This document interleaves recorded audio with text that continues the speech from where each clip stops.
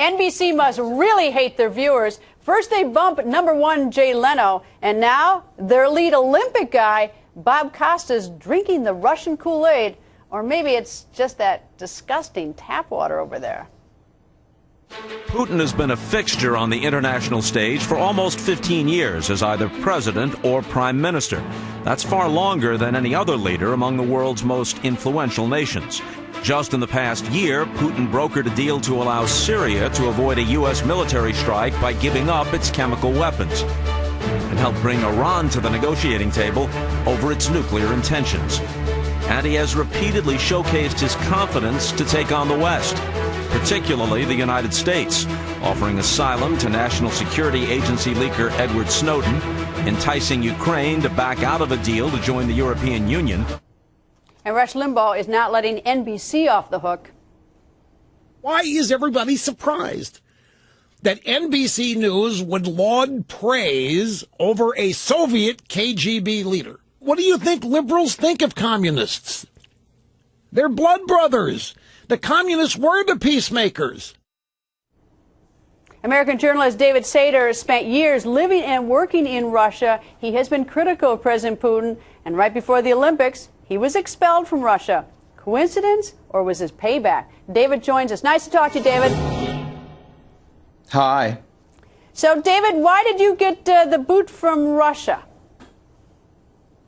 Well, I can tell you what I was told officially, which was that the security services regarded that my presence on the territory of the Russian Federation was undesirable. So that was the official reason. That was what was told to me. What they didn't say was why I was undesirable. But apparently, from the point of view of those people who monitor the activities of what goes on over there, I was considered to be some type of threat.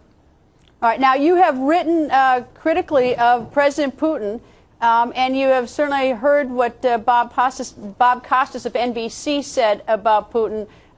Is he accurate, or did he perhaps drink some Kool Aid? Well, he's superficial. He's talking about things he doesn't understand, and someone has given him a couple of cliches that he's put together in what passes to be a report. I mean, every phrase that he uttered was evidence of the fact that he didn't understand the issues that he was talking about. For example, he said that Putin has been president for 15 years, longer than anyone else. Well, of course he has, because the elections are manipulated and the opposition is suppressed. You know, we can do a similar examination of the other things that he said as well. The important reality here is that people are not paying attention to what is really going on in Russia. And Russia is a very powerful and potentially dangerous country. So that kind of superficiality can exact a cost. What is really going on that we're not paying attention to, or that certainly Bob Costas is not? Well, Bob Costas should pay attention to sports. That's what he knows. We don't expect him to pay attention to what's going on in Russia, but it would be helpful if the present administration or the government paid close attention. And what's going on is that a small group based on corrupt ties is monopolizing power and property in the country and is determined to hold on to it at any cost. And they're in the process, they're driving the country of Russia to a crisis. I mean, that's what's significant. And is Putin playing the United States at this point? Well, as best he can, to the extent that we allow him to.